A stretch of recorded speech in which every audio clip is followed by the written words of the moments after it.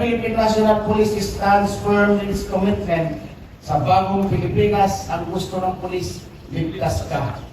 This embodies our promise not just to respond, but to protect, preserve, and prevent harm to our fellow citizens. Our role is to ensure that every individual feels safe and secure, no matter the situation is.